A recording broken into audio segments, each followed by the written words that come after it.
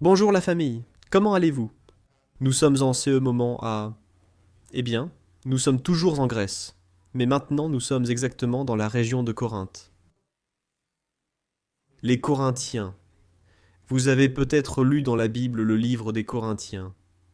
Il y a 12 épîtres, dont les épîtres 1 et 2 aux Corinthiens. Alors, ici l'apôtre Paul, c'est très intéressant, parce qu'il reste ici pendant 1 an et 6 mois, n'est-ce pas? Les Écritures disent 1 an et 6 mois. Et il reste ici à partager, à enseigner. Beaucoup sur la première croissance des gens de ce côté. Quelque chose de très intéressant m'a interpellé. CE qui attire mon attention, c'est qu'il y a parfois une confusion, et je veux vous aider avec cela. Je veux vous aider à comprendre cette confusion. Je vais vous montrer où je vais. Je vais traverser la rue. Peut-être parce que de l'autre côté, il y a moins de monde. De CE côté, je vois beaucoup de gens. Je vais traverser la rue pour vous montrer. Vous montrer le canal, parce que maintenant je suis au canal de Corinthe. Nous sommes avec le groupe au canal de Corinthe. Mais je veux traverser la rue. Allons-y, regardez, là il y a la circulation, là va la circulation. Hein? Et moi j'attends ici. Traverser le passage, CE, passage piéton. On l'appelle passage clouté dans certains pays, passage piéton dans d'autres. Maintenant, nous allons traverser. J'ai déjà fait les courses, acheté le petit souvenir du coin, et personne ne me laisse passer ici. Les amis, laissez-moi passer, je suis en train de filmer. Je n'ai plus de batterie, et personne ne laisse passer. Il n'y a aucun moyen ici. Vous savez quoi? Je vais sauter maintenant? J'y vais.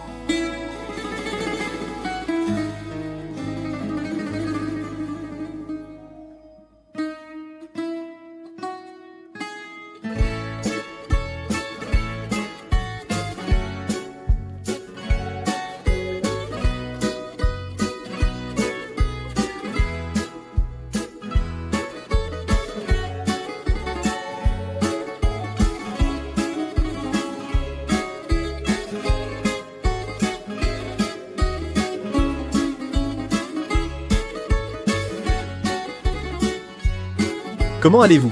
Comment ça va? Prêt? J'ai déjà acheté. Regardez, ici on fait une vidéo. Comment ça se passe pour vous? Comment ça va? Vous devez venir en Israël et pas à nos Brasilia.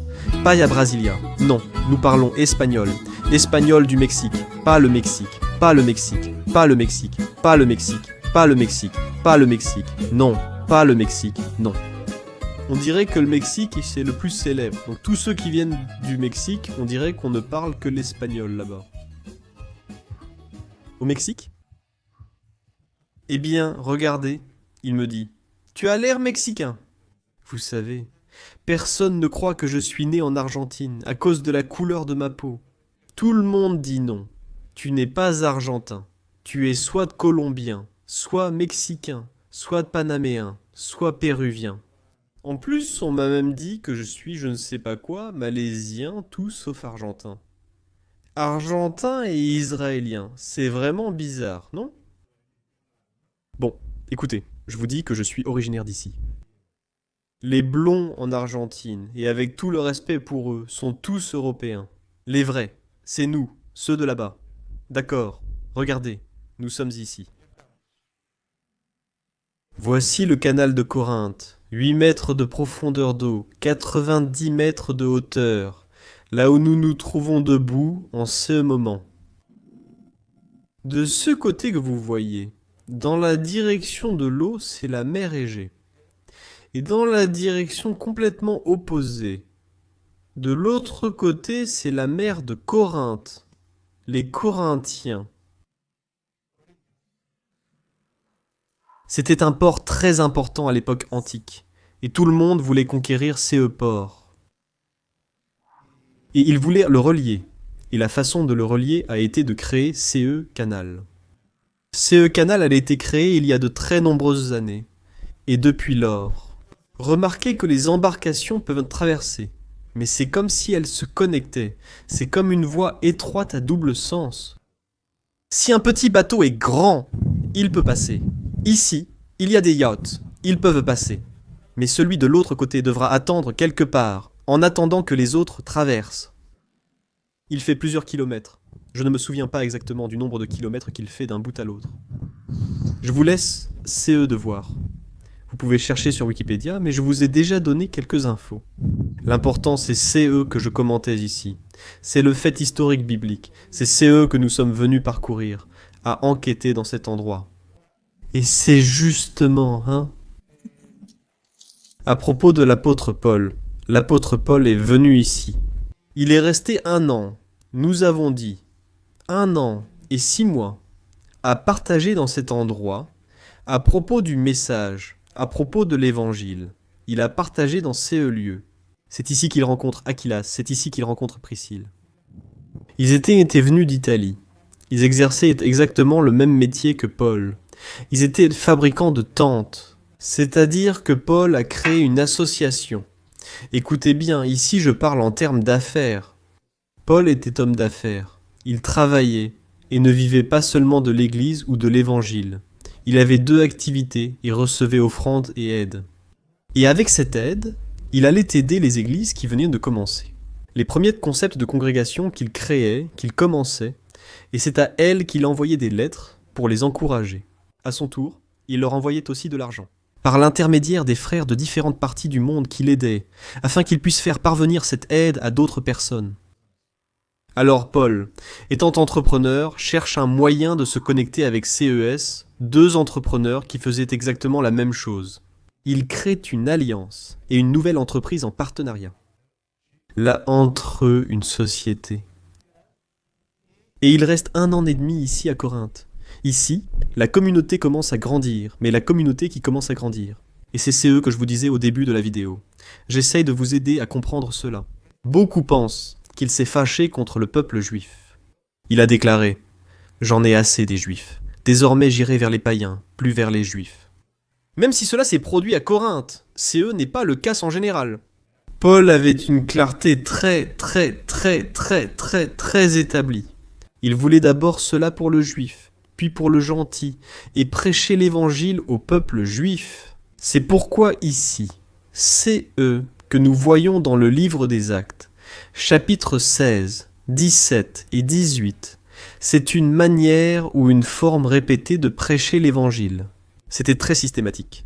Il allait dans une synagogue, l'endroit où les Juifs se réunissaient. Il restait là et leur enseignait. Il leur parlait du Messie, que les prophéties s'étaient accomplies.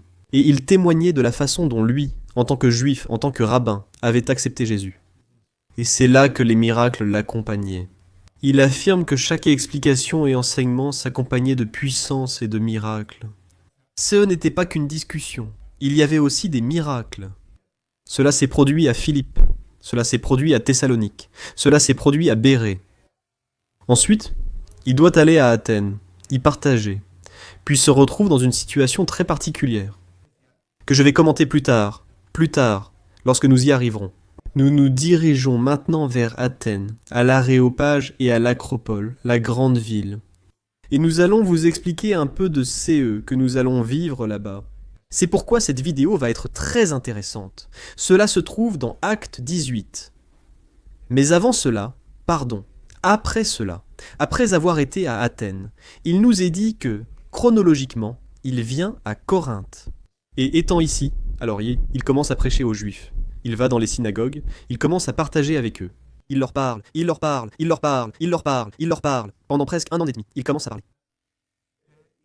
Ils ne voulaient rien recevoir du Seigneur, ni le recevoir lui-même. Ils étaient vraiment endurcis. Un peuple à la nuque raide, comme le dit le livre d'Ézéchiel, refusant de recevoir le Seigneur. Et alors, c'est eux que l'apôtre Paul finit par dire. Écoutez bien, il dit, le sang sur vous, c'est déjà fait, c'est fini, moi non. Le sang de ceux-là sur vous, moi je ne continue pas, je ne continue plus avec vous. Alors, il finit par se lasser de leur prêcher et de leur parler. Et finalement, il dit qu'il va aller vers les païens.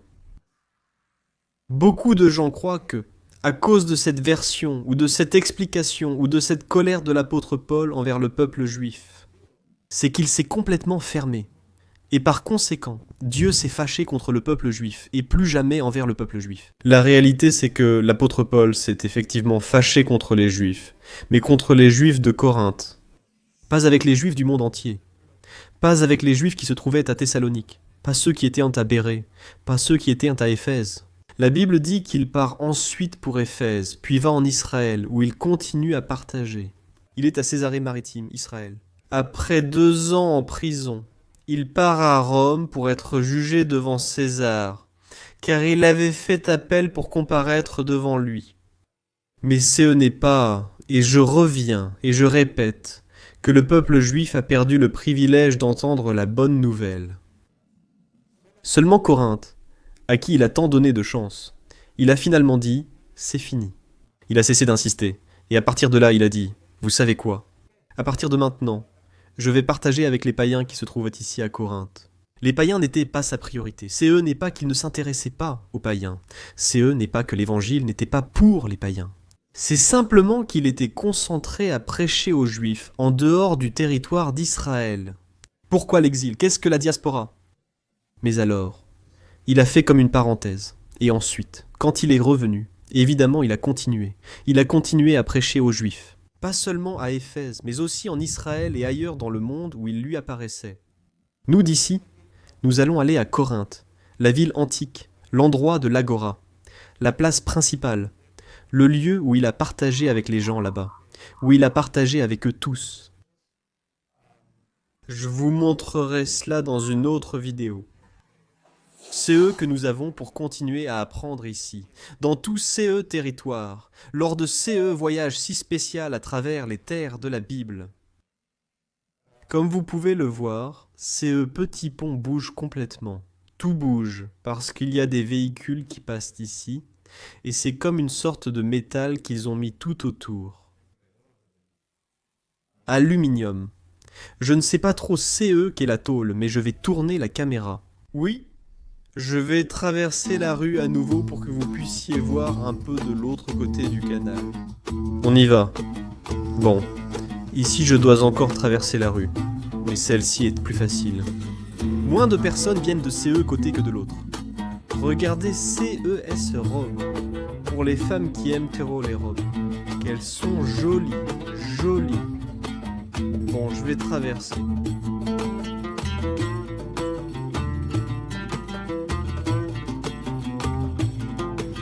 Bonjour, bonjour, bonjour, bonjour, bonjour, bonjour.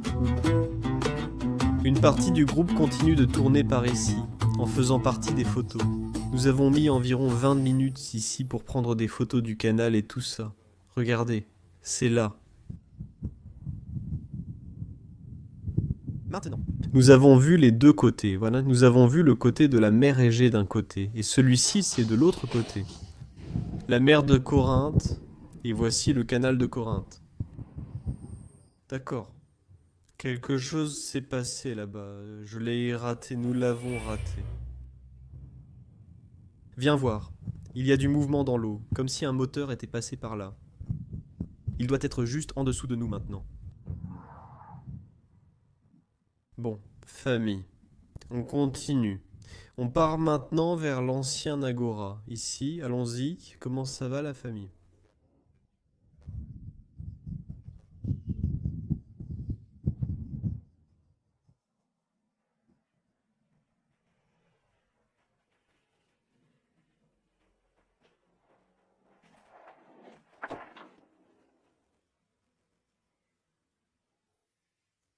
Comme je vous l'ai dit, On allait vous amener ici dans la zone de Corinthe, les Antiquités. Là, on va vous faire un petit toast. Petite explication sur le site et le court séjour. Voyez-vous l'apôtre Paul être ici dans cet endroit? Court séjour, c'est une façon de le dire. Parce qu'en réalité, ici CE fut presque la période la plus longue où il s'est établi pendant la période grecque sur le site grec. CE que vous voyez là, c'est l'un des temples les plus anciens de Grèce. On nous disait qu'il a 500 ans d'ancienneté. Et en haut, en haut, en haut, cela fait déjà partie de la mythologie. C'est là où se trouvait le temple d'Aphrodite, celui que nous venons de voir. Je reviens en arrière, c'est Apollon, le temple d'Apollon. Et là-haut, le temple d'Aphrodite. On dit qu'il y avait, selon la mythologie grecque, 1000 jeunes femmes, belles, parce qu'elle était la déesse de la beauté.